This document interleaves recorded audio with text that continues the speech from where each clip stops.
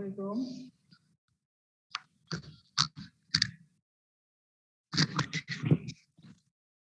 Hello. আসসালামু আলাইকুম sir.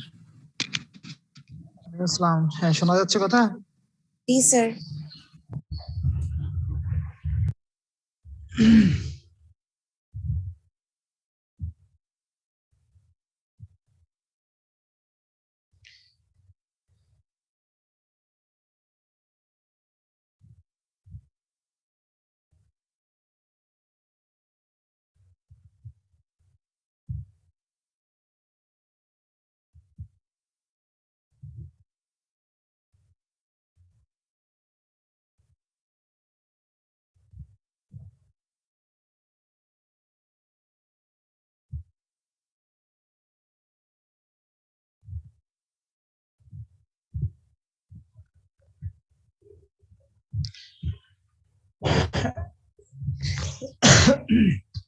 এত কম কেন আজকে? বাকিরা কোথায়?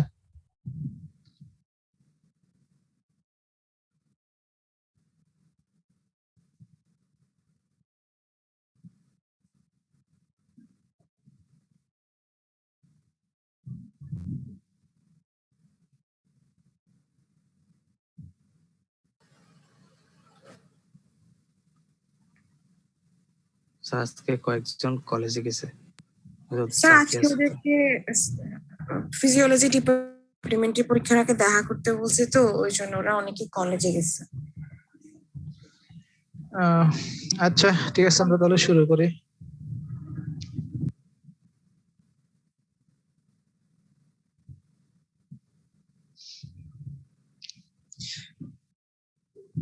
ইন্ট্রোডাক্টরি পড়ছো সবাই গত ক্লাসের পড়া?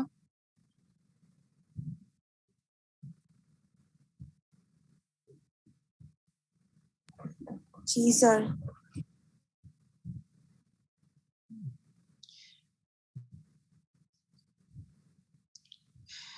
ল্যাকটোজ ফার্মেন্টার কে আছে বলো তো? মাহমুদ বলো। স্যার আমি পড়ে নাই।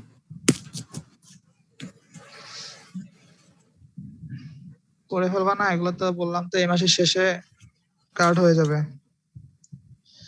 স্যার তোমাদের কিছু বলছে? স্যার বলছে নেক্সট মান্থ হতে পারে।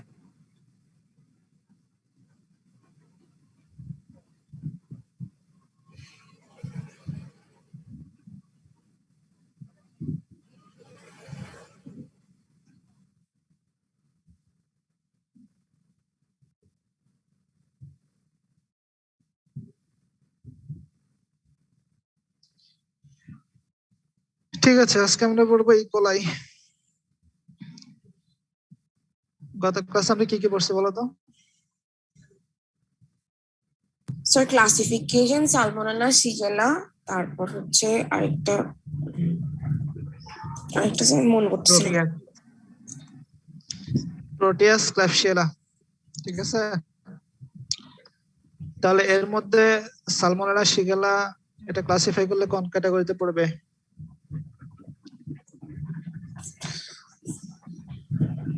স্যার ল্যাকটোজ নন ফার্মেন্টার্স।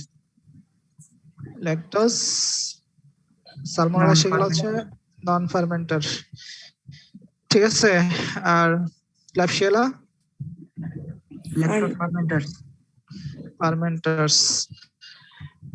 তাহলে আজকে আমরা পড়বো হচ্ছে ইকোলাই। ইকোলাই কোন গ্রুপে? ল্যাকটোজ ফার্মেন্টার্স। ল্যাকটোজ ফার্মেন্টার্স। তাহলে এই যে ক্যারেক্টারিস্টিক্স ওইগুলাই, ঠিক আছে, যেগুলো নরমালি অ্যান্টিব্যাকটেরিয়াল ক্যারেক্টারিস্টিক্স ওইগুলোর সাথে ল্যাকটোজ ফার্মেন্টেশন করলে কি অ্যাড হবে? পিঙ্ক কালারড কলোনিজ প্রোডিউস করবে। মোটামুটি ক্যারেক্টারিস্টিক্স ওইগুলাই, বারবার রিপিট করতে চাচ্ছি না।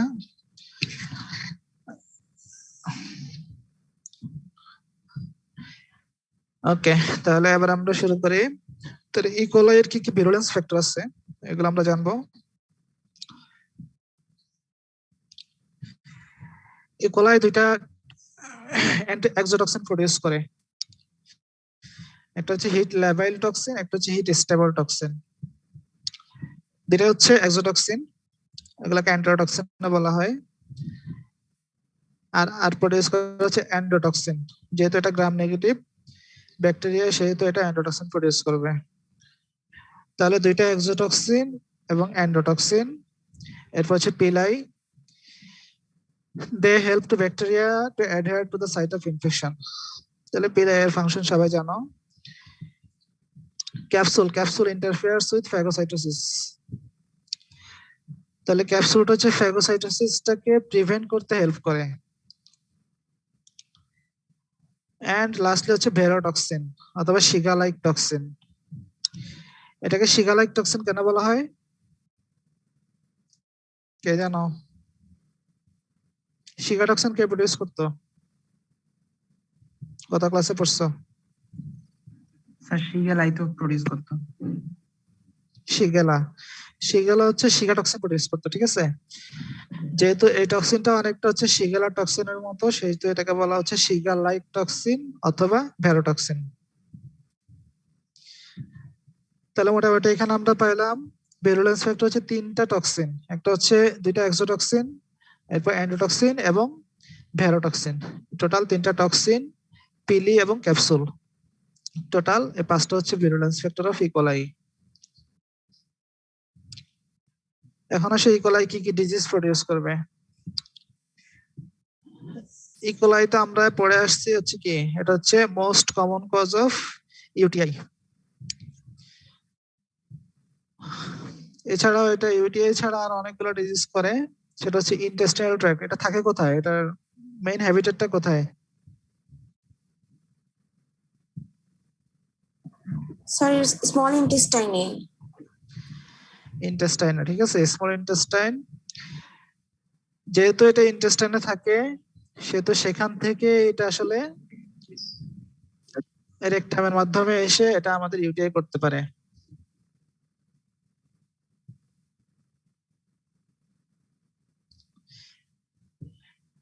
এটা একটা নর্মাল ফ্লোরা, ঠিক আছে, আমরা নর্মাল ফ্লোরার মধ্যে পড়ে আসছি। এটা একটা নর্মাল ফ্লোরা। এটা নর্মালি তোমার মধ্যেও আছে, আমার মধ্যেও আছে, সবার কাছে আছে এটা। বাট এটা আমাদের ডিজিজ করতেছে না কেন? কেন ডিজিজ করতেছে না? স্যার ওই যে নর্মাল ফ্লোরার গুলো তো ডিজিজ করে না স্যার, সেজন্য মানে ওই নাম্বারটা পর্যন্ত যায় নাই যতটুকু তে ডিজিজ কন্ডিশন হবে।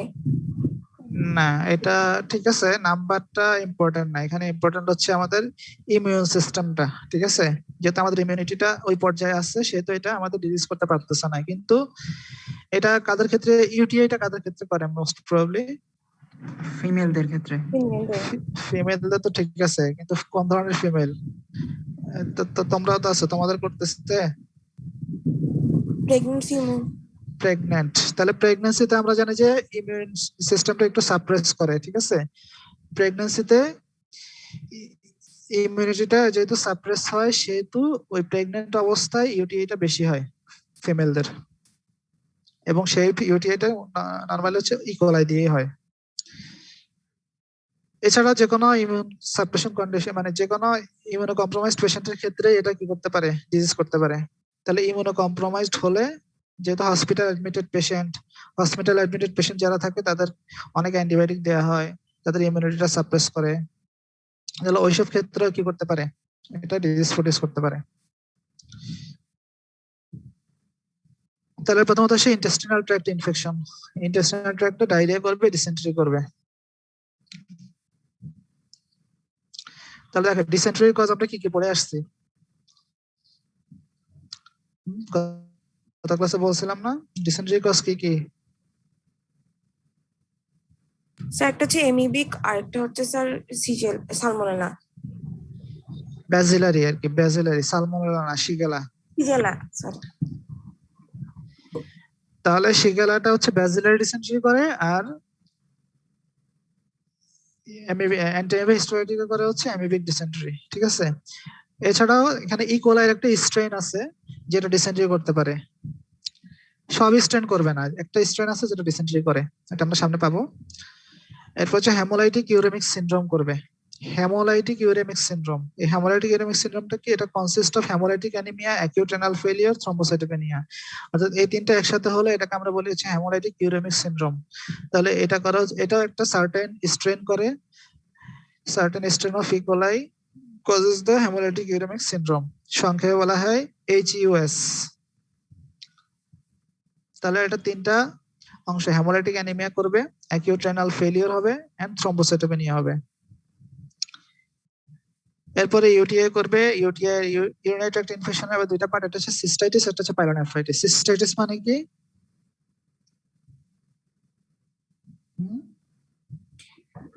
স্যার ইউরেটারের ইউরেটারের এর ইনফেকশনটা, urinary bladder infection, urinary bladder, ঠিক আছে, inflammation of the urinary bladder, এটাকে বলা হয় সিস্টাইটিস। আর পাইলোনেফ্রাইটিস হচ্ছে, পাইলো মানে কি? sir, urinary tract infection, pyelonephritis, হ্যাঁ এটা হচ্ছে আপার ইউটিআই, যেটা আপার ইউটিআইটাকে বলা পাইলোনেফ্রাইটিস, অথবা ইউরেথ্রা হতে পারে এটা, ঠিক আছে, এটা ইউরেথ্রা হতে পারে। এরপরে যদি কিডনি থেকে শুরু হয়ে ইনফেকশনটা হয়, কিডনি ইউরেটার, এগুলোতে ইনফেকশনটা হলে এটাকে বলা পাইলোনেফ্রাইটিস, মানে হচ্ছে ব্লাডারের উপরের অংশ যেটা, ওইটাতে যদি হয় তাহলে এটাকে বলা পাইলোনেফ্রাইটিস, আর ব্লাডারে হলে সেটাকে বলা হয় সিস্টাইটিস। আর যদি ইউরেথ্রাতে হয় সেটাকে বলা হয় ইউরেথ্রাইটিস। তাহলে এটাকে আমরা আপার ইউটিআই লোয়ার ইউটিআই বলে ভাগ করতে পারি আর কি। আপার ইউটিআই হচ্ছে ব্লাডারের উপরে যে অংশ, সেটা যদি হয় সেটা হচ্ছে আপার ইউটিআই, আর ব্লাডার থেকে শুরু করে নিচের অংশ এটা লোয়ার ইউটিআই। তাহলে এখানে দুইটাই করতে পারে। কোনটা খারাপ, সিস্টাইটিস খারাপ না পাইলোনেফ্রাইটিস খারাপ? পাইলোনেফ্রাইটিস। পাইলোনেফ্রাইটিস, যেহেতু এটা কিডনি ইনভলভ হয় সেহেতু এটা বেশি খারাপ, ঠিক আছে। এরপর সিস্টেমিক কি ইনফেকশন করতে পারে, তাহলে একটাতে গেলে ইন্টেস্টাইনাল ট্র্যাক্ট, আর একটা হেমোলাইটিক ইউরেমিক সিনড্রোম, আর একটা হচ্ছে ইউটিআই। এরপর সিস্টেমিক ইনফেকশন, এখানে করতে পারে হচ্ছে wound infection, pneumonia, septicaemia, abscess. এরপর নিওনাটাল মেনিনজাইটিস করতে পারে। নিওনাটাল মেনিনজাইটিস কখন করবে? যদি মায়ের কি থাকে, ইউটিআই থাকে, ইউটিআই থাকে প্লাস ভ্যাজানাল ট্র্যাক্ট ইনফেকশন থাকে, মানে জেনিটালিয়াতে যদি ঢুকে যায় জীবাণুটা, তাহলে সেক্ষেত্রে যদি ওই ক্ষেত্রে বার্থ ক্যানালের মধ্যে যদি জীবাণুটা থাকে, সেই ক্ষেত্রে হচ্ছে নিওনাটাল মেনিনজাইটিস হতে পারে। নিওনাটাল মেনিনজাইটিসের সবচেয়ে কমন কজ কোনটা পড়ে আসছো?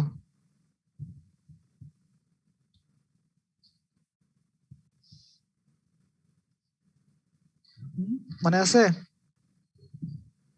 sir, streptococcus, স্ট্রেপ্টোককাস কোনটা? sir, ভুলে গেছি স্যার। স্ট্রেপ্টোককাস এগালাক্সিয়া, ঠিক আছে, ওটা হচ্ছে গ্রুপ ডি ভিটা হেমোলাইটিক স্ট্রেপ্টোককাস, যেগুলা স্ট্রেপ্টোককাস এগালাক্সিয়া, ওইটা করা হচ্ছে নিওনাটাল মেনিনজাইটিসের মোস্ট কমন কজ নিওনেটার ক্ষেত্রে আর কি। যেহেতু এটা থাকে কোথায়, ওটা থাকে জেনিটালিয়াতে, ওইটার নরমাল হ্যাবিটেটটা হচ্ছে জেনিটালিয়া, এই জন্য ওইটা থেকে কি হতে পারে, নিওনাটাল মেনিনজাইটিস হতে পারে। এছাড়া করতে পারে DIC, disseminated intravascular coagulation, and lastly হচ্ছে biliary tract ইনফেকশন। তাহলে এগুলা মোটামুটি হচ্ছে ডিজিজ কজড বাই ইকোলাই। আর মধ্যে প্রথমগুলো অবশ্যই মনে রাখতে হবে, আর এখানে নিওনাটাল মেনিনজাইটিসটা মনে রাখতে হবে।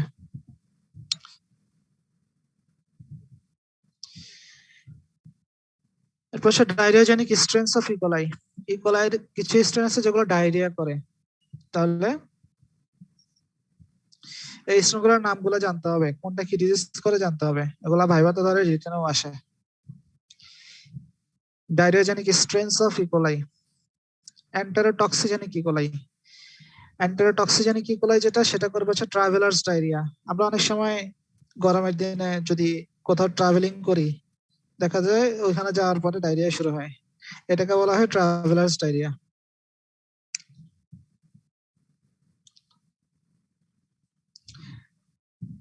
ট্রাভেলার্স ডায়রিয়া এবং ইনফ্যান্টাইল এন্টেরাইটিস, ঠিক আছে, এটা করা হচ্ছে এন্টেরোটক্সিজেনিক ইকোলাই। দেন আসে এন্টেরোপ্যাথোজেনিক ইকোলাই। এন্টেরোপ্যাথোজেনিক ইকোলাই করবে watery diarrhoea of long duration, অর্থাৎ ওয়াটারি ডায়রিয়া হবে বাট এটা অনেক দিন মানে অনেক দিন থাকবে। নরমালি আমাদের যে ভাইরাল ডায়রিয়া যেটা হয় সেটা সাধারণত 3-4 দিনের মধ্যে ভালো হয়ে যায়, খুব বেশি হলে 7 দিন। ঠিক আছে, কিন্তু এটা ডিউরেশনটা অনেক লম্বা হবে। এন্টারোপ্যাথোজেনিক ইকোলাই যেটা, সেটা ডিউরেশনটা অনেক লম্বা। এটা mostly in infants, often in developing countries. মানে এটা আমাদের দেশের মতো কান্ট্রি যেগুলা, এগুলাতে হয় মোস্টলি ইন ইনফ্যান্টস, বাচ্চাদের হয় বেশি।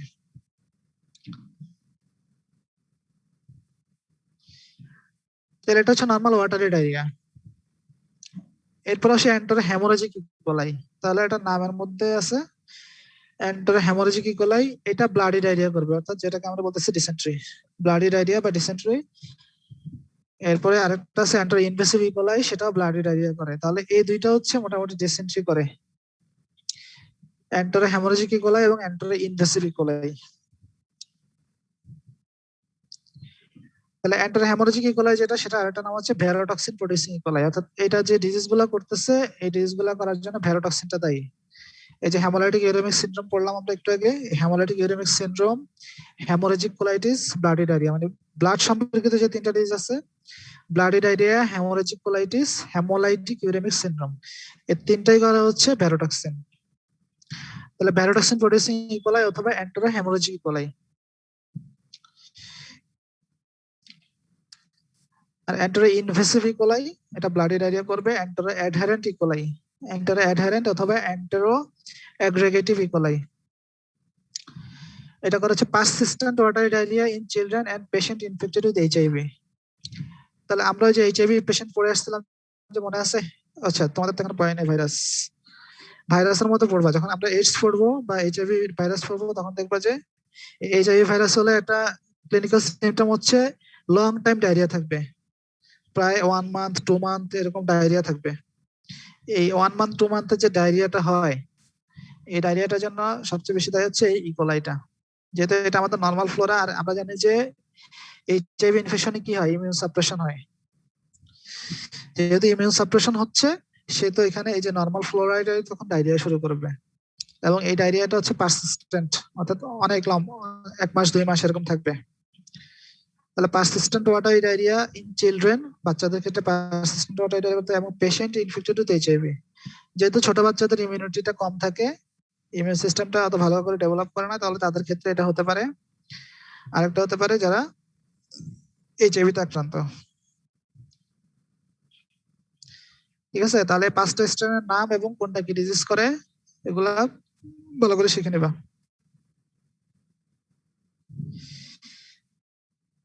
Pathogenesis of diarrhoea by E coli. ইকোলাইটা ডায়রিয়া কিভাবে করে?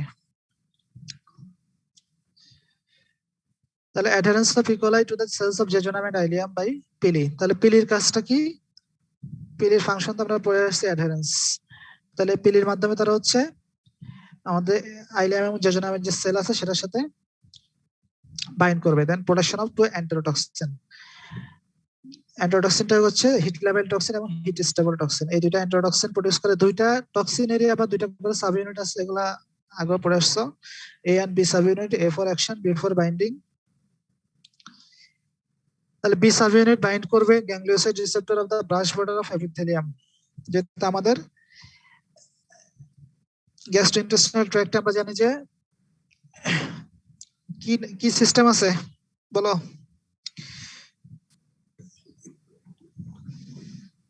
বুঝি নাই স্যার। গ্যাস্ট্রোইন্টেস্টিনাল ট্র্যাক্টে যে নার্ভাস সিস্টেম, গুলো কি বলে?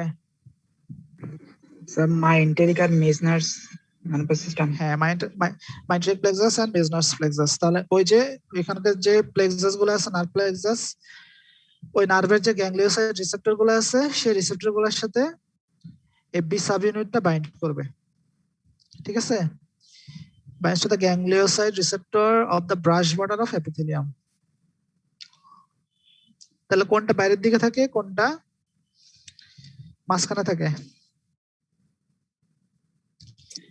স্যার মাইন্ট্রিক বাইরে থাকে, বাইরে, স্নার্সটা ভিতরে থাকে। ঠিক আছে, ওকে। তাহলে এগুলো রিলেটেড কোশ্চেন চলে আসে, এগুলো জিজ্ঞেস করে। তখন A sub unit enters the cell. তাহলে বি সাব ইউনিটটা বাইন্ড করবে, বাইন্ড করার পরে এ সাব ইউনিটটা তখন সেলের ভিতরে ঢুকবে। তার এই সাব ইউনিটের মধ্যে আবার আমরা জানি যে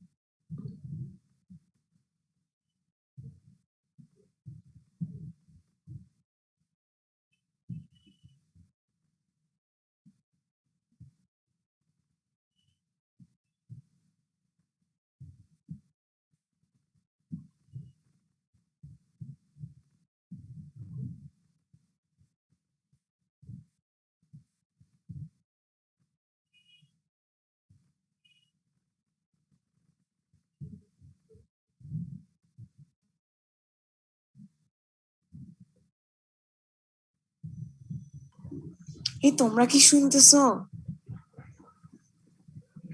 স্যারের কথা শুনতেছি না। সেটাই। মেসেজ দাও স্যারকে।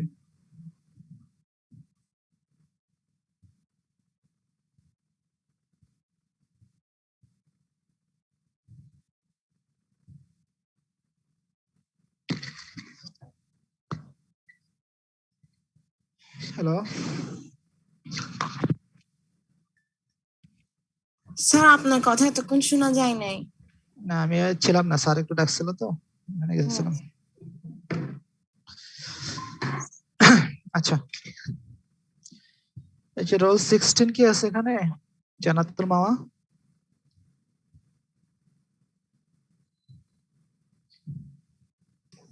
জি স্যার আছে, কিন্তু উনি তো রেসপন্স করতেছেন না। আচ্ছা, ওকে একটু নক দিয়ে বলো যে ক্লাস শেষে আমার সাথে কথা বলার জন্য। Okay sir. আচ্ছা, রোল 16 কি শুনতে পাচ্ছ আমার কথা?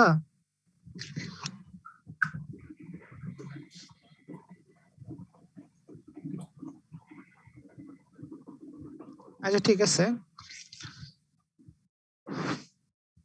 তাহলে দেখো আমরা জানি যে দুইটা টক্সিন আছে, একটা হচ্ছে হিট লেভেল টক্সিন, একটা হচ্ছে হিট স্টেবল টক্সিন। তাহলে দুইটার মধ্যেই কিন্তু আবার এই সাব ইউনিট আছে, দুইটার মধ্যে A sub unit B sub unit আছে প্রত্যেকটা টক্সিনেই। তাহলে এ সাব ইউনিট দুইটা টক্সিনের এ সাব ইউনিটই সেলের ভিতরে ঢুকবে। ঢোকার পরে হিট লেভেল টক্সিন যেটা, হিট লেভেল আর হিট স্টেবল তো তোমরা বুঝো নাকি? জি স্যার বুঝি। ওকে, মানে একটা হচ্ছে তাপ দিলে নষ্ট হবে, একটা হচ্ছে নষ্ট হবে না, ঠিক আছে? তাহলে হিট লেভেল টক্সিন যেটা, সেটা হচ্ছে activates adenylate cyclase enzyme, adenylate cyclase এনজাইমটাকে অ্যাক্টিভেট করবে বাই এডিপি রাইবোসাইলেশন। তাহলে তখন এই অ্যাডেনাইলেট সাইক্লেজ এনজাইমটা তখন করবে কি, এটিপি কে সাইক্লিক এএমপি তে কনভার্ট করবে, এন্ড দেন সাইক্লিক এএমপি তখন কি করবে, prevent absorption of sodium and water. Normally আমাদের গাটে যে সোডিয়াম এন্ড আমরা জানি যে ইলেকট্রোলাইট গুলা এবং ওয়াটার গুলা সবচেয়ে বেশি অ্যাবজর্পশন হয় কোথায়, স্মল ইন্টেস্টাইনে। তাহলে তখন এটা ওই অ্যাবজর্পশনটাকে প্রিভেন্ট করবে। সাইক্লিক এএমপিটা যখন বেড়ে যাবে তখন এই সাইক্লিক এএমপিটা এই অ্যাবজর্পশনটা প্রিভেন্ট করবে। অ্যাবজর্পশন প্রিভেন্ট করলে কি হবে, তখন আমাদের গাটের মধ্যে ওয়াটার সোডিয়ামের পরিমাণটা বেড়ে যাবে। তখন এগুলোর ফলে কি হবে, stretching of intestinal wall due to its large content বেড়ে যাবে ইন্টেস্টাইনে। তখন এই ইন্টেস্টাইনাল ওয়ালটা স্ট্রেচ হবে। আর হিট স্টেবল টক্সিন যেটা, সেটা হচ্ছে গুয়ানাইলেট সাইক্লেজ এনজাইমটাকে অ্যাক্টিভেট করবে। এটা করবে হচ্ছে অ্যাডেনাইলেট সাইক্লেজ, এটা করবে গুয়ানাইলেট সাইক্লেজ। তাহলে গুয়ানাইলেট সাইক্লেজটাকে অ্যাক্টিভেট করলে তখন এটা আবার এটিপি কে হচ্ছে সাইক্লিক জিএমপি তে কনভার্ট করবে, অর্থাৎ গুয়ানোসিন মনোফসফেট। এটা হচ্ছে অ্যাডিনোসিন মনোফসফেট, এটা হচ্ছে গুয়ানোসিন মনোফসফেট।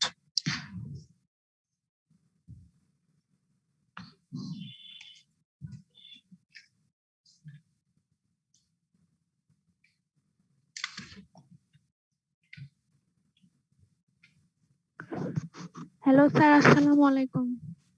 ওয়ালাইকুম আসসালাম। কে রোল 16? স্যার আমি রোল আমি নেট আচ্ছা, প্রবলেম ছিল গ্রামে। আচ্ছা ক্লাস শেষে আমার সাথে একটু কন্ট্যাক্ট করো। ক্লাস শেষে তুমি থেকো আর কি, ঠিক আছে? আচ্ছা স্যার, আসসালামু আলাইকুম।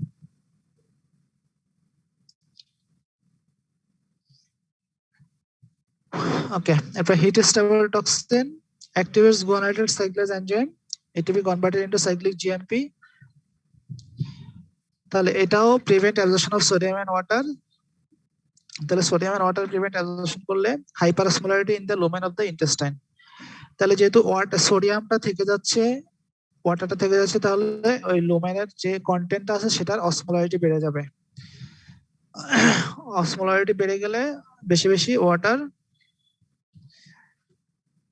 ওটার সাথে অ্যাড হবে। তাহলে both results stretching of intestinal wall and increase motility of intestine, then finally watery diarrhoea.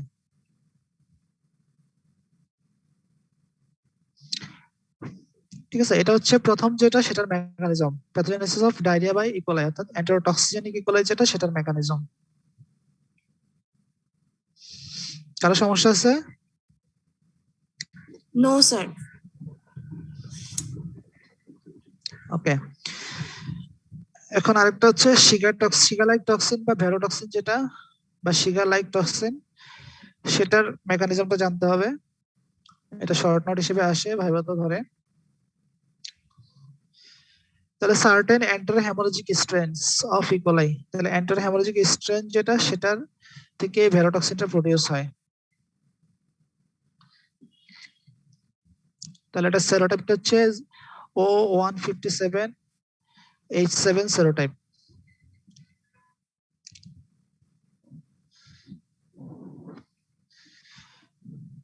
তাহলে এটাকে শিগা লাইক টক্সিন বলা হয়, যেহেতু it's very similar to that produced by Shigella species, মানে শিগেলা স্পিসিস যে শিগা টক্সিন ওটার মতো, সেহেতু এটাকে শিগা লাইক টক্সিন বলা হয়। আর Shiga toxin is also called verotoxin cause because it is a cytopathic effect on Vero cells. Vero মানে হচ্ছে মাঙ্কি, মাঙ্কি সেল গুলাকে ভেরো সেল বলা হয়, এবং এই ভেরো সেলের কালচারের মধ্যে এটা একটা ইফেক্ট দেয়, সেজন্য এটাকে বলা হয় ভেরোটক্সিন।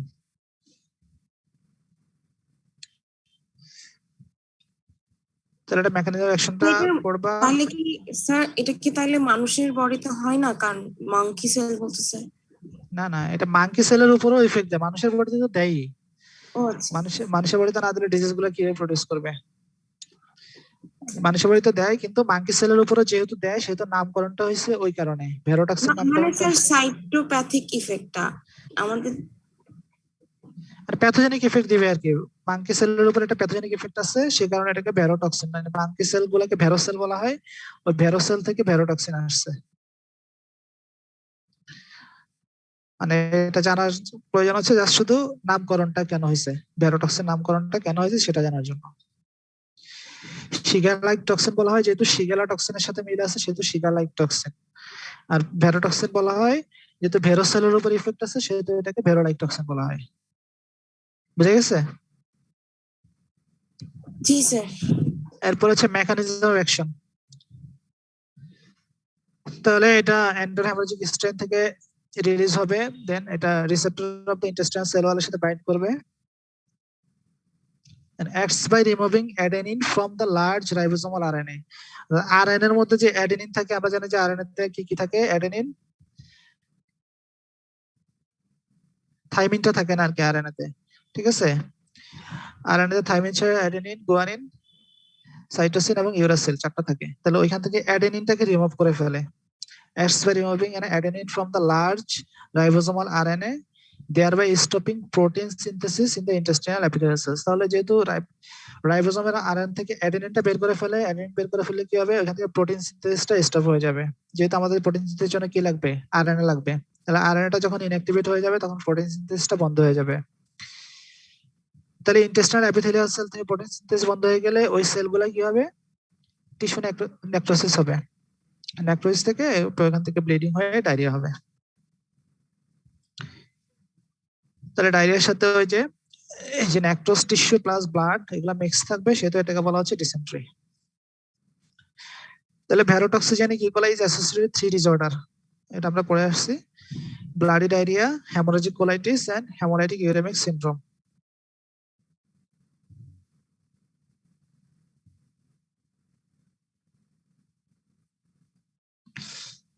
ডিজিজ কস্ট বাই ক্ল্যাবশিয়েলা গত ক্লাস আমরা পড়ছি কি করে pneumonia UTI atrophic rhinitis and destructive granuloma of nose and pharynx. Proteus.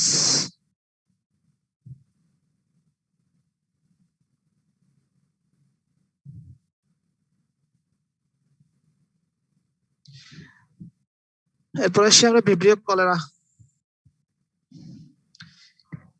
Vibrio cholera কি এন্টারব্যাকটেরিয়াসি নাকি না?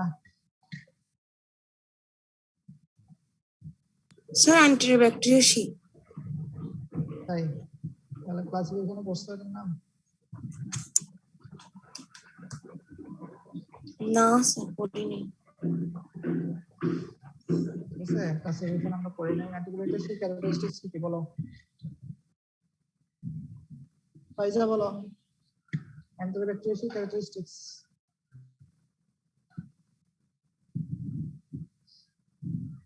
ফাইজা শুনতে পাচ্ছ আমাকে?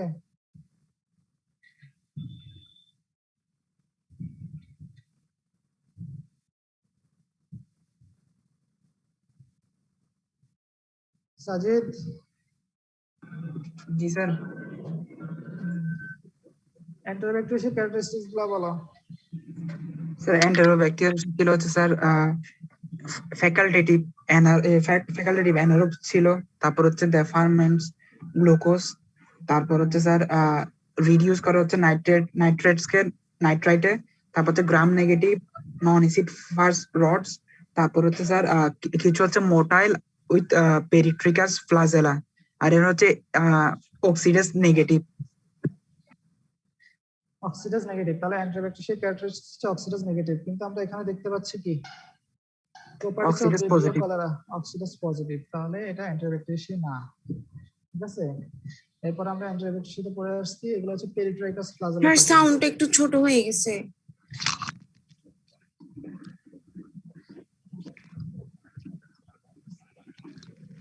আচ্ছা, আমরা অ্যান্টিব্যাকটেরিয়াল ক্যারেক্টারিস্টিক্স এর মধ্যে পড়লাম, ওইটাতে ছিল অক্সিডাস নেগেটিভ, বাট এখানে ভিব্রিও কলেরা হচ্ছে অক্সিডাস পজিটিভ।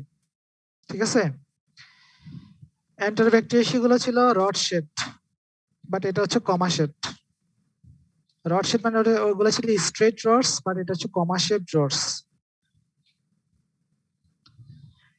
এরপরে অ্যান্টিব্যাকটেরিয়াল গুলো ছিল পেরিট্রাইকাস ফ্লাজেলা, বাট এটা তো হচ্ছে মনোট্রাইকাস ফ্লাজেলা, মানে সিঙ্গেল পোলার ফ্লাজেলাম।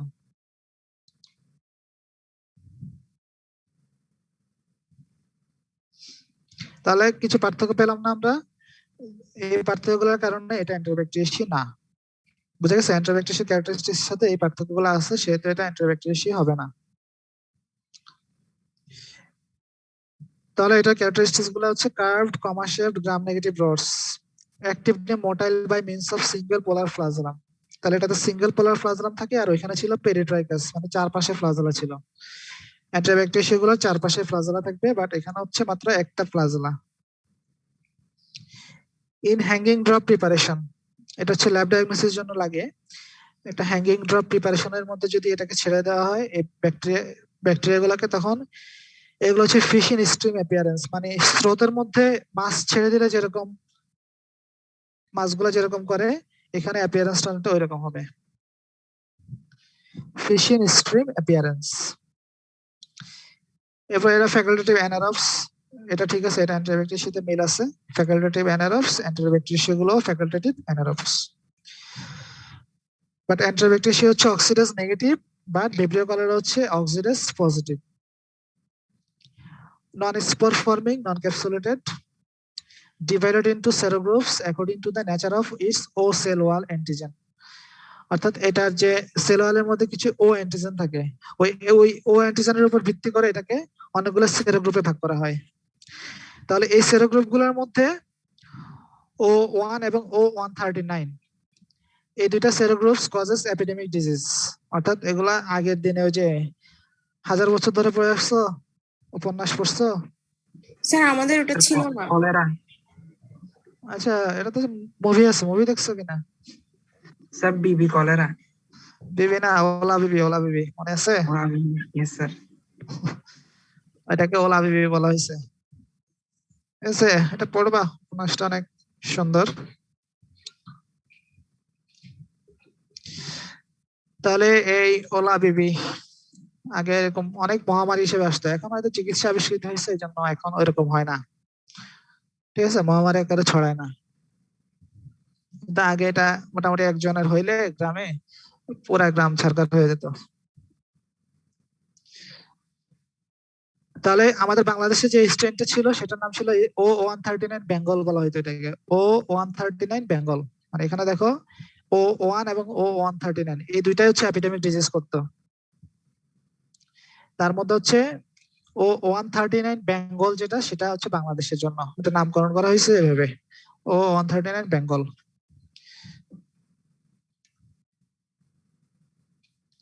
এবং নন O1 অর্গানিজম যেগুলো, এগুলোকে ভাগ করা হয়েছে O1 নন O1 এভাবে। তাহলে নন O1 এর মধ্যে বাকি যেগুলো আছে সেগুলো হচ্ছে sporadic disease or non pathogens, মানে এগুলো বেশিরভাগ হচ্ছে নন প্যাথোজেন্স। কিছু কিছু আছে মানে মহামারী করবে না, বাট ওই সিঙ্গেল ডিজিজ করবে আর কি, হয়তো একজন দুজনের ডিজিজ করবে, মানে ছড়াবে না। Only the O1 and O139 organisms causes cholera. তাহলে এই দুইটাই কলেরা করে কেন? Because they produce cholera toxin. The non-O1 strains can cause milder outbreaks of diarrhea but not cholera.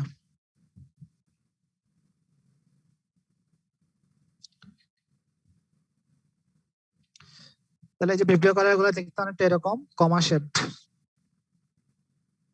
এবং এগুলো দেখো একটা সিঙ্গেল ফ্লাজেলা আছে।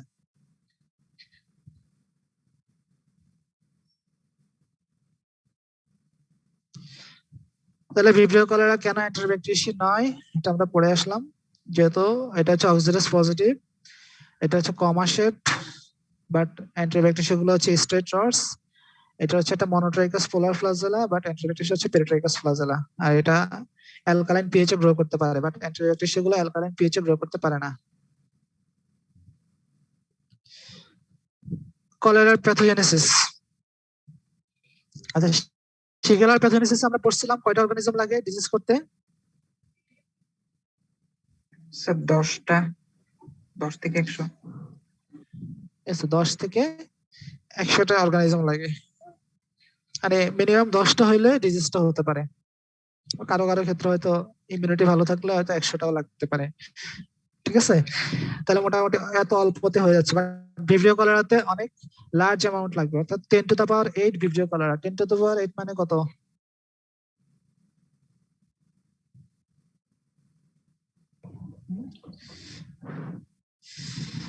একের পরে একটা শূন্য লাগাইলে কত হয়? স্যার কোটির উপরে হবে ওটা। 10 কোটি, প্রায় 10 কোটির মতো। ঠিক আছে, তাহলে 10 কোটি ব্যাকটেরিয়া লাগবে আমার ডিজিজ করতে হলে, তাহলে অনেক হাই অ্যামাউন্ট।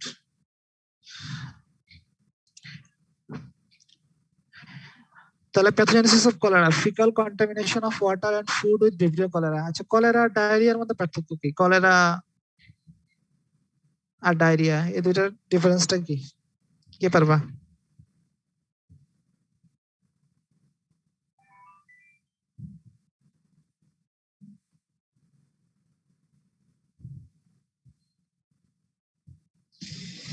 চাল ধোয়া পানি দেখছো? চাল ধোয়া কলেরাতে হচ্ছে স্যার ডায়রিয়াটা অনেক বেশি থাকে, মানে এরকম ইনফেকশন থাকে মেবি। না, এখানে আছে চাল ধোয়া পানি দেখছো? চাল ধোয়া পানি ওয়াটারি ডায়রিয়া থাকে, মানে এরকম বলে। সব ঠিক আছে, চাল ধোয়া পানি দেখছো? চাল ধোয়ার মানে একটা, ঘোলাটে। হ্যাঁ, একটা সাদা ঘোলাটে পানি দেখছো না? চাল চাল ধোয়ার পরে যে পানিটা বের হয়, এটা মেয়েরা জানার কথা। জি স্যার দেখছি। রান্না বান্না করো না তোমরা? আচ্ছা, চাল ধোয়ার পরে যে সাদা পানিটা বের হয়, এই কলেরার স্টুলটা হচ্ছে দেখতে ওইরকম, একদম ওই চাল ধোয়া পানির মতো সাদা সাদা পানি বের হবে। ঠিক আছে, বাট ডায়রিয়াতে তো আমরা জানি যে কি ইয়েলোইশ থাকে, স্টুলের মতো কালার থাকে। আর কলেরাতে হচ্ছে অনেক বেশি ইলেকট্রোলাইটস বের হয়, ডায়রিয়াতে ইলেকট্রোলাইটস এর পরিমাণটা অত বেশি বের হয় না। ডায়রিয়াতে স্টুলের সাথে যে পরিমাণ ইলেকট্রোলাইটস বের হয়, কলেরাতে তার চেয়ে অনেক বেশি বের হয়।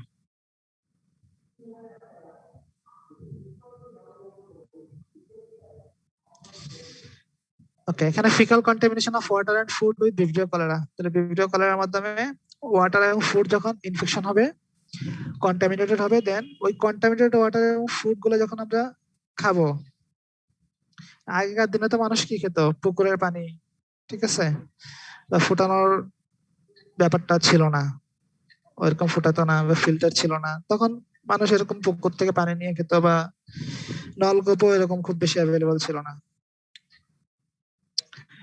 তাহলে এই পুকুরের পানিগুলোতে যখন একটা কন্টামিনেটেড, আর যেহেতু তোমার টয়লেট গুলো ছিল খোলা, সেহেতু ওইখান থেকে কি হতো, বৃষ্টির পানির মাধ্যমে ওই কন্টামিনেশনটা পুকুরের পানিতে চলে আসতো।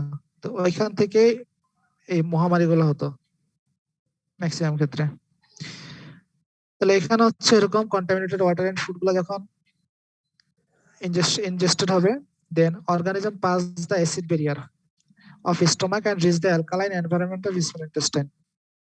তাহলে আমরা এই যে ক্যারেক্টারিস্টিক্স পড়লাম, Vibrio can grow in alkaline pH, alkaline pH grow করতে পারে। তাহলে সে হচ্ছে ওই অ্যাসিড ব্যারিয়ারটা ক্রস করে যাবে, স্টমাকের অ্যাসিড ব্যারিয়ারটা ক্রস করে যখন ওই ইন্টেস্টাইনে অ্যালকালাইন এনভায়রনমেন্টে চলে যাবে, তখন সেখানে তার গ্রো করাটা আরো ইজি হবে। সেক্ষেত্রে সিক্রেশন অফ ব্যাকটেরিয়াল এনজাইম মিউসিনেজ, তাহলে মিউসিনেজ নামক এনজাইমটা সিক্রেশন করবে। মিউসিনেজ এনজাইমটা যখন সিক্রেশন করবে, তখন আমরা জানি কি, আমাদের ইন্টেস্টাইনটা অ্যালকালাইন এনভায়রনমেন্ট থাকার কারণে, বা কিছু প্রোটেক্টিভ লেয়ার থাকে, ওই প্রোটেক্টিভ লেয়ার গুলোর কারণে এই অ্যাসিডিক কাইমটা যখন স্টমাক থেকে ইন্টেস্টাইনে আসে, তখন কিছু করতে পারে না। অর্থাৎ স্টমাকের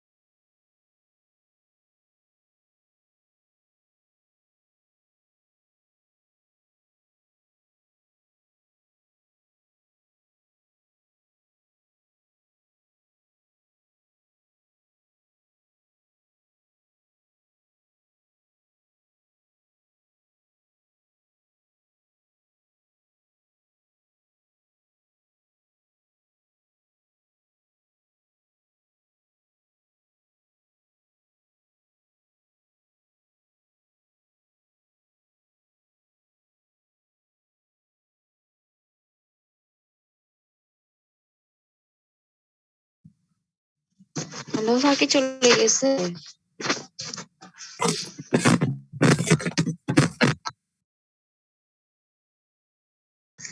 ফাইজা তুমি কথা বলো না, তোমাকে একটু আগে স্যার ডাকছে, তুমি ছিলা না। ছিলাম তো আমি, আমার এখানে প্রবলেম করতেছিল যে। হ্যাঁ, এখন তোমার নেট ভালো হয়ে গেছে। কেউ কথা বলিও না, শুধু মাঝে মাঝে না কথা বলবে। আচ্ছা, এটা মাইশা তুমি কোথায় ফার্স্ট ছিলে? ক্লাসও করি নাই, প্রবলেম। আমি একটু বাইরে ছিলাম, এখন আসছি। ও, এই জন্যই তো বলি কোনো সারা শব্দ নাই।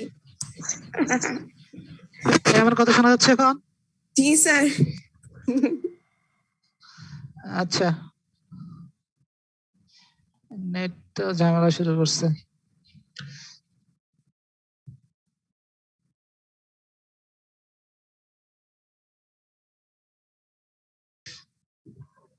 আচ্ছা, কোথায় ছিলাম আমরা? আচ্ছা,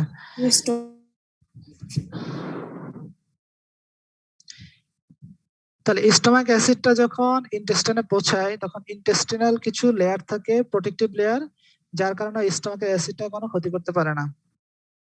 তাহলে তার মধ্যে একটা হচ্ছে glycoprotein coat of the intestinal sell.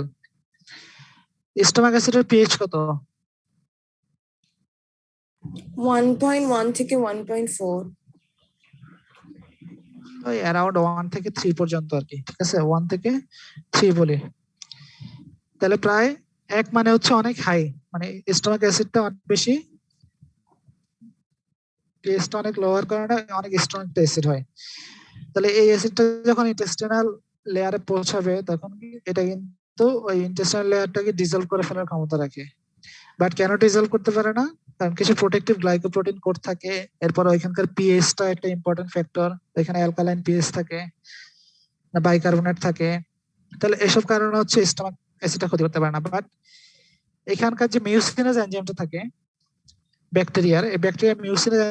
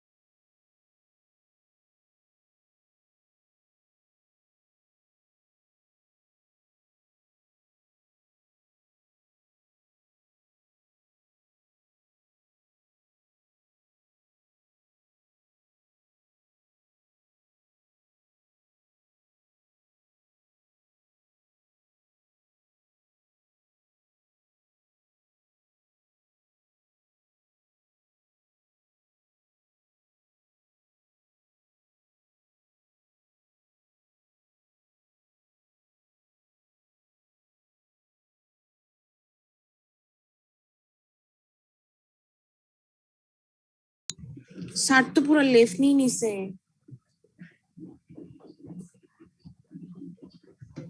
Shakib বলে হোস্ট। এমনি তো 12টা বাজছে, মিটিং এন্ড করে দিব নাকি দেখেন। হ্যাঁ ওদের তো ক্লাস আছে বলতেছে। স্যারকে বলে মিটিং এন্ড করে দিয়ে যায়নি। স্যারকে বলে কিভাবে মিটিং এন্ড করবা? মাইকে বাদ জানা কই ওরে বললো স্যারের সাথে কথা বলতে। মাইশা তোমাকে সবাই মিস করতেছে, তাতে আসো, মাইক্রোবায়োলজি পড়তে হবে অনেক।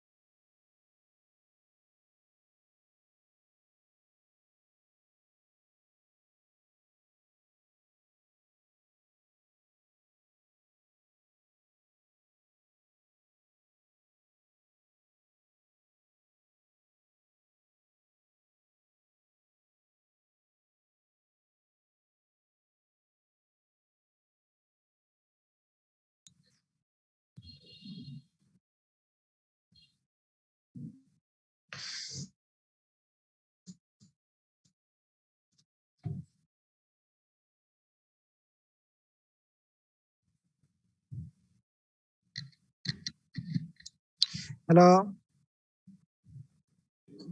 জি স্যার। কথা শুনতে পাচ্ছ এখন? জি ইয়েস স্যার। স্যার। আচ্ছা, আর বেশি নাই, শেষ করে দিচ্ছি। ওদের ক্লাস একটু দেরিতে শুরু হবে, সমস্যা নেই, আমরা প্রায় 20 মিনিট পরে শুরু করছি। আচ্ছা, এটা শেষ হলে কি সিস্টেমিক ব্যাকটেরিওলজি শেষ? না, আর একটা মাইক্রোব্যাকটেরিয়াম আছে এবার, তো টিউবারকুলোসিস এটার উপর পড়তে কি হবে না? টিউবারকুলোসিস না নেক্সট পড়েই ক্লাসে শেষ করে দিবা? আইটেম থাকবে? দেখা যাক, আমি জানাবো। স্যার আমাদের এই মান্থে কার্ড হবে না বলছে শেরান স্যার আজকে, কারণ স্যার 27 তারিখে না 28 তারিখ হচ্ছে আমাদের ফার্মা কার্ড আছে, তো আর নেওয়া পসিবল না, এই জন্য স্যার বলছে নেক্সট মান্থে নিবে। ওকে, তাহলে আমরা আইটেম নিয়ে নেবো আর কি নেক্সট ক্লাসে।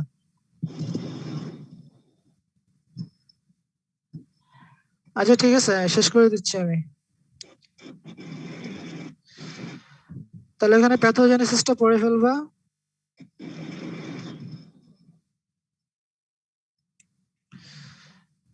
তাহলে কলেরা প্যাথোজেনেসিসটা পড়ে ফেলবা। আর ল্যাব ডায়াগনোসিস দেখো, ল্যাব ডায়াগনোসিস আছে, এখান থেকে আমরা একটু স্পেসিফিক নিব, স্টুল, ভমিট, রেকটাল সোয়াব। তাহলে মেইনলি স্টুলটা দিয়ে করা হয়। তাহলে এখানে আমরা গ্রাম নেগেটিভ কমার্শিয়াল বেজিলি পাবো, আর হ্যাঙ্গিং ড্রপ প্রিপারেশন, ঠিক আছে, যেটা আমরা ওই যে ক্যারেক্টারিস্টিক্স এর মধ্যে পড়লাম। হ্যাঙ্গিং ড্রপ প্রিপারেশনে যদি আমরা পরীক্ষা করি মাইক্রোস্কোপিক, তাহলে সেখানে আমরা দেখবো হচ্ছে টিপিক্যাল মোটালিটি। মোটালিটিটা হচ্ছে অনেকটা ফিশ ইন স্ট্রিম অ্যাপিয়ারেন্স, অর্থাৎ পানির মধ্যে যেরকম মাছ, স্রোতের মধ্যে মাছ যেমন খাবি খায়, ওরকম একটা অ্যাপিয়ারেন্স পাবো আমরা ব্যাকটেরিয়াটার। আর এটা হচ্ছে ডার্ক গ্রাউন্ড ইলিমিনেশন, অর্থাৎ একদম অন্ধকার একটা ইয়ের মধ্যে এখানে কিছু স্পেসিমেন দিয়ে ব্যাকটেরিয়াটাকে যদি আমরা দেখি, তাহলে সেখানে আমরা যে আকাশ থেকে যেরকম হঠাৎ করে শুটিং স্টার দেখছো না, তারা ঝরে পড়ে যে, দেখছো এরকম? জি স্যার। মুভিতে হ্যাঁ, দেখছি ওই স্যার। মুভি দেখো না, বাস্তবে দেখো না, আকাশের দিকে তাকাও না কখনো। আচ্ছা যাই হোক, shooting star in dark sky appearance, একটা অন্ধকার আকাশে যেরকম তারাগুলো হঠাৎ ঝরে পড়ে, হঠাৎ করে একদিক থেকে একদিকে ছুটে যায়, ওইরকম আমরা অ্যাপিয়ারেন্স পাবো। তাহলে মাইক্রোস্কোপি হচ্ছে আমরা এগুলো দেখবো, gram staining, hanging drop preparation and dark ground illumination. Culture আমরা দুইটা মিডিয়াতে করতে পারি, একটা হচ্ছে মনসোর্স মিডিয়া, আর একটা হচ্ছে থায়োসালফেট সাইট্রেট বাইল সুক্রোজ এগার মিডিয়া। মনসোর্স মিডিয়া নামকরণটা হয়েছে আমাদের বাংলাদেশের একজন বিজ্ঞানীর নামে, যিনি এই মিডিয়াটা আবিষ্কার করছেন, এবং এটার মাধ্যমে প্রথম এই কলেরা ব্যাকটেরিয়াটা আবিষ্কৃত হয়। আগে তো এটাকে বলতো ওলাবিবি, ঠিক আছে। এটা যে ব্যাকটেরিয়ার কারণে হয় সেটা আবিষ্কার করছেন ওনারাই। এটা কিন্তু বাংলাদেশ থেকে মেইনলি প্রথম এটা ট্রিটমেন্টটা শুরু হয়েছে। তাহলে মনসোর্স মিডিয়া, টেলোরাইড, টরোকোলাইট, জেলাটিন এগার মিডিয়া বলা হয় এটাকে কেমিক্যালি। তাহলে এখানে আমরা স্মল ব্ল্যাক কলোনি পাবো, আর টিসিবিএস এগার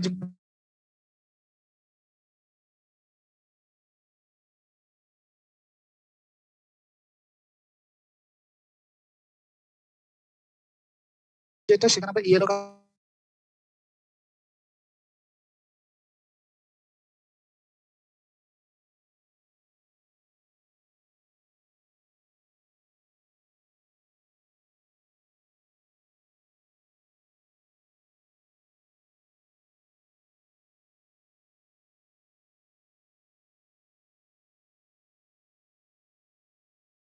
ইট has multiple flagella at one pole, এটাকে কি বলে?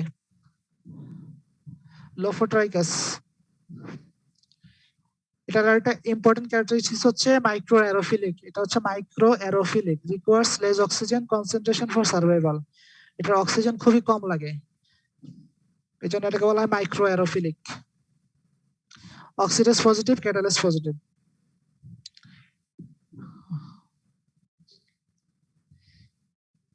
আর হেলিকোপ্টার পাইলরি কি কি ডিজিজ করে? গ্যাস্ট্রাইটিস করে। এরপর আমাদের পেপটিক আলসার ডিজিজ করে।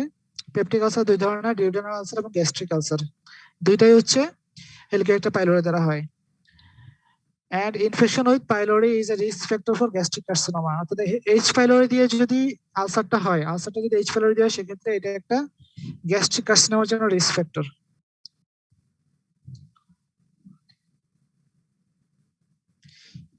তাহলে এটাকে আইডেন্টিফাই করার জন্য আমাদের একটা টেস্ট করতে হয়, সেটা হচ্ছে ইউরিয়া ব্রিথ টেস্ট। অনেকগুলো টেস্ট আছে, তার মধ্যে মোস্ট কমনলি এটাই করা হয়, তো এটা আমাদের জানতে হবে। যেহেতু এটা ইউরিয়াস পজিটিভ, সেহেতু এটাকে আমরা কি করি, এইচ ফাইলে ডায়াগনোসিস করার জন্য রেডিও লেভেল ইউরিয়াটা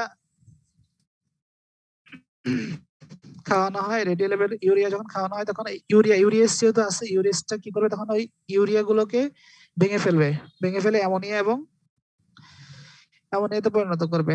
তাহলে ইউরিয়া গুলো ভাঙার পরে, if the organism is present, radio level carbon dioxide evolved and the radioactivity is detected in the breath, অর্থাৎ এখান থেকে কার্বন ডাইঅক্সাইড প্রডিউস হবে। ইউরিয়াটা ভাঙার পরে এখানে অ্যামোনিয়া, কার্বন ডাইঅক্সাইড এগুলো প্রডিউস হবে। তখন কার্বন ডাইঅক্সাইডটা হচ্ছে রেডিও লেভেল থাকবে, রেডিও লেভেল হচ্ছে ব্রিথ বের হবে, ওই ব্রিথ থেকে কার্বন ডাইঅক্সাইডটা নিয়ে সেটা টেস্ট করে দেখা হবে সেখানে রেডিও অ্যাক্টিভিটি আছে কিনা। যদি রেডিও অ্যাক্টিভিটি থাকে তাহলে বুঝতে পারবো আমরা কি এখানে এইচ ফাইলোরি প্রেজেন্ট। বুঝতে পারছো?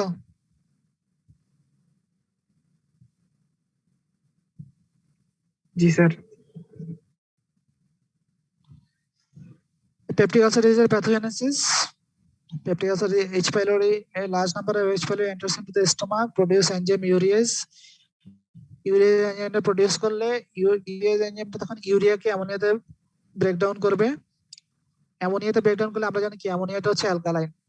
তাহলে একটা অ্যালকালাইন মিডিয়া ক্রিয়েটেড হবে। অ্যালকালাইন মিডিয়া ক্রিয়েটেড হলে bacteria escapes from the action of gastric HCl। তখন অ্যালকালাইন মিডিয়ার কারণে তখন ওইখানে একটা নিউট্রালিটি সৃষ্টি হবে, যার কারণে ওই সময় ব্যাকটেরিয়া অ্যাসিডটা তখন ব্যাকটেরিয়াকে মারতে পারবে না।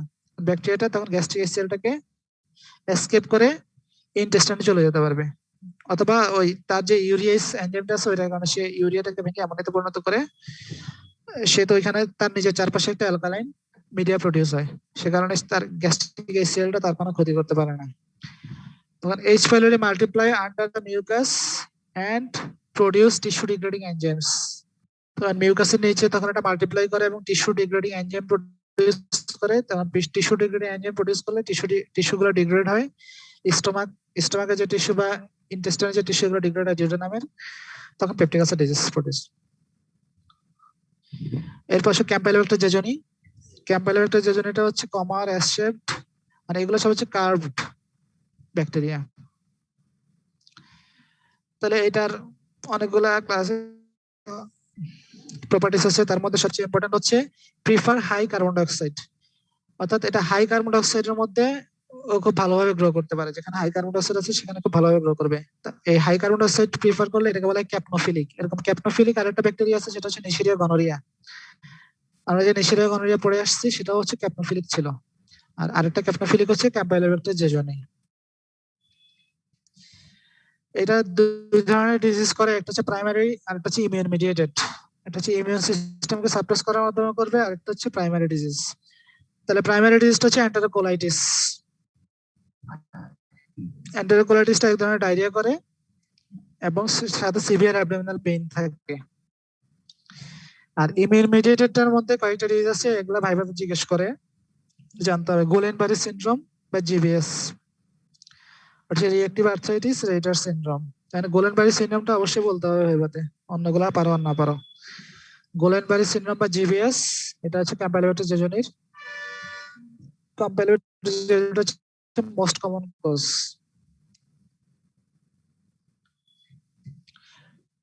আমাদের লাস্ট ব্যাকটেরিয়া হচ্ছে সিউডোমোনাস। সিউডোমোনাস ক্লিনিক্যালি ইম্পর্টেন্ট কেন? কারণ দে রেসিস্টেন্ট টু মোস্ট অ্যান্টিবায়োটিক্স। আমরা নরমালি যেসব অ্যান্টিবায়োটিক ইউজ করি অন্যান্য ব্যাকটেরিয়ার ক্ষেত্রে, সে প্রায় প্রত্যেকটা অ্যান্টিবায়োটিক রেসিস্ট্যান্ট টু সিউডোমোনাস। এরপরে capable of surviving in conditions that few other organisms can tolerate. মানে এমন কন্ডিশনে সিউডোমোনাসটা সার্ভাইভ করতে পারে যেখানে অন্য কোনো ব্যাকটেরিয়া সার্ভাইভ করা সম্ভব না। এরপর Pseudomonas is resistant to many antibiotics. কারণটা কি? They inhibit the entry of antibiotic to porin channel. এটা তোমরা মেকানিজমে পড়ে আসছো জেনারেল ব্যাকটেরিওলজিতে। অ্যান্টিবায়োটিক রেসিস্ট্যান্টের যে মেকানিজমগুলো ছিল সেগুলোর মধ্যে একটা ছিল কি, এন্ট্রিটাকে বাধা দিবে আর কি, তো পোরিন চ্যানেল দিয়ে এন্ট্রি করতে দিবে না। দে পাম্প আউট অ্যান্টিবায়োটিক্স। আরটা ছিল অ্যাক্টিভ এক্সপালশন, অর্থাৎ যে অ্যান্টিবায়োটিকটা যেগুলো ভিতরে ঢুকবে সেগুলো পাম্প আউট করে বের করে দিবে।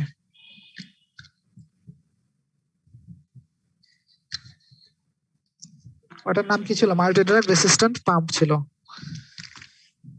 তাহলে সিউডোমোনাসটা কেন অ্যান্টিব্যাকটেরিয়াল নয়, এই কোশ্চেনটাও আসে।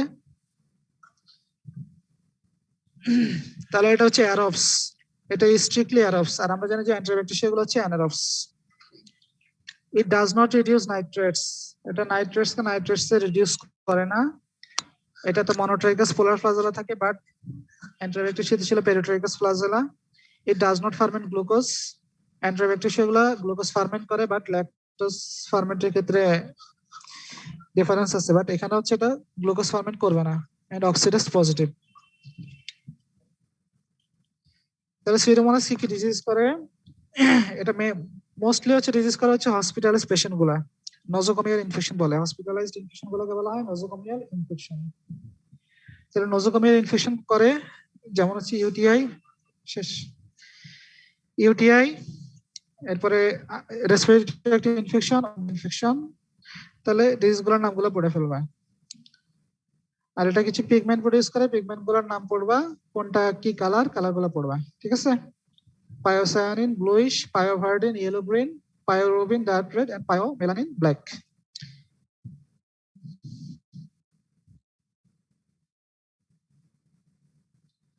ঠিক আছে, তোমাদেরকে পিডিএফটা দিয়ে দিব আমি। ওকে স্যার, স্যার সবাই পার্সেন্টেজ প্রেজেন্ট আছে তো নাকি?